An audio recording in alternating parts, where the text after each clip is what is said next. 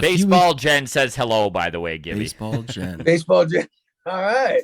Hi, John. It's Jen Smith. It's so good to see you again on Twitter. I can't tell you how much joy you are bringing to fans through your interaction with them. You can see behind me some of the great moments in Blue Jays history during your tenure with the Blue Jays. And so I wanted to ask you a question regarding an interaction that you did have on Twitter and regarding a former member of that 2015-2016 Blue Jays team. About a week ago, you were asked whether or not you thought Russell Martin would make a good manager.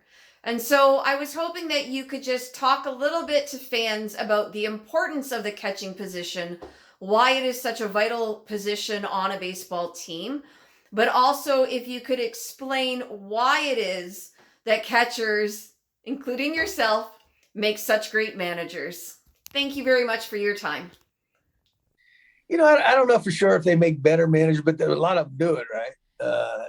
But I think an area that really helps you, games are won and lost, with pitching, right? You can always outslug teams so many times, but the teams with the best pitching win in the end. So as a catcher, that's your job, right? Dealing with running a pitching staffs, having a great feel for that.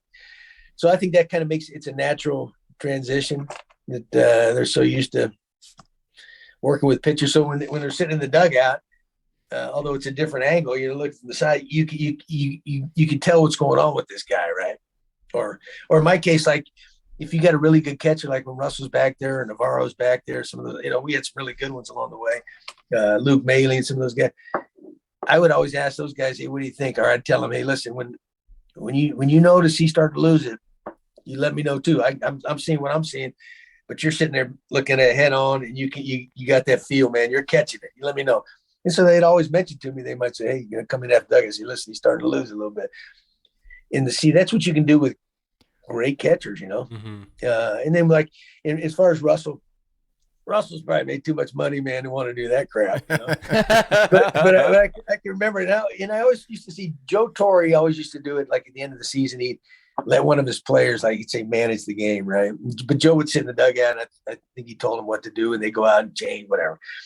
So after I knew I was gone, and we played the last game in Toronto, we had a 3-game series down in Tampa to finish off 18. I said, I'm going to let Russell manage this game, man, because he wasn't playing anyway that final month. Remember, Jansen, those guys came up, so we wanted to see what, give him some playing time.